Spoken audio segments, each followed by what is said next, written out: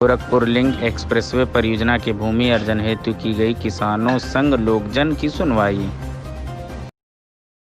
यहाँ पे बैठक हुई थी किसानों की। यहाँ क्या निर्णय लिया गया है? क्या निर्णय देखिए, यहाँ पे आज जो गोरखपुर लिंक एक्सप्रेसवे का जो निर्माण होना है उसमें ज़मीन के अधिग्रहण की कार्रवाई के तहत यहाँ पर मौके पे किसानों के बीच में लोक सुनवाई का कार्यक्रम हुआ है।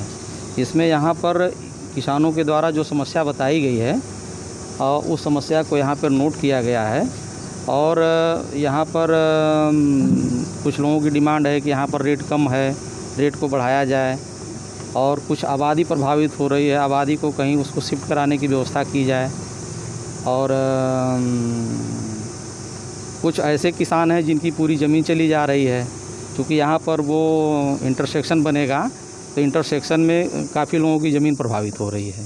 तो यही सब सारी बातें हुई हैं। बाकी ज़मीन के बदले ज़मीन की बात। हाँ, यहाँ पर कुछ किसानों के द्वारा ये भी कहा गया कि अगर उनकी जो ज़मीन जा रही है उसके स्थान पर अगर उनको कहीं और ज़मीन मिल जाए तो इनको अच्छा होगा। तो ये क्या सर संभव होगा? बिल्कुल संभव हो सकता है। किसानों की जो बैठक की गई थी, यहाँ किसानों ने आपसे क्या क्या समस्या बताई हैं और क्या समस्या मेन मुद्दा क्या है सर? ये सामाजिक समाघात आकलन व सामाजिक समाघात प्रबंधन योजना के अंतर्गत आज लोक सुनवाई यहाँ पर की जा रही है, जिसमें किसानों की काफ़ी समय से उचित मुआवजा देने की मांग रही है। क्योंकि इनका कथन है कि ये एक व्यावसायिक क्षेत्र है जो नगर पंचायत से लगा हुआ है, साथ ही यहाँ से नेशनल हाईवे जा रहा है।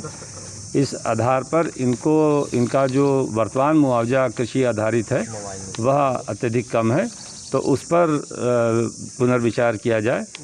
बहुत सारे किसानों की पूरी ज़मीन जो गोल चक्कर बन रहा है, इंटरसेक्शन बनेगा, उसमें जा रही है, वो चाह रहे हैं कि या तो उनको उचित मुआवजा मिले अथवा उनको ज़मीन के बदले में ज़मीन उनको प्राप्त हो। कुछ लोगों ने ये भी कहा कि जो सड़कें वर्षों से चल रही हैं लेकिन राजस्व अभिलेखों में वो दर्ज नहीं है चकवार के रूप में, लेकिन पिछले 15-20 साल से वो बाकायदे एक सड़क के मार्ग के रूप में प्रयोग में लाया जा रहा है।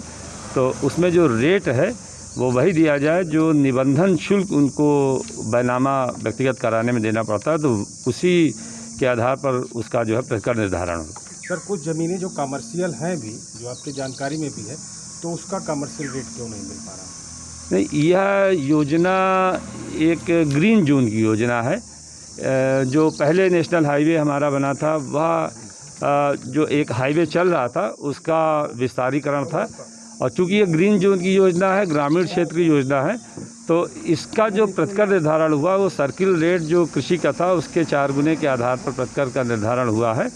चूँकि यह परियोजना की भिन्नता है, इसके चलते जो सर्किल रेट वर्तमान में निर्धारित हुआ है उसका कारण यही है। सर, अभी गणपतपुर, अचलीपुर और मनियारपुर 3-4 गाँव के किसानों ने ये वहाँ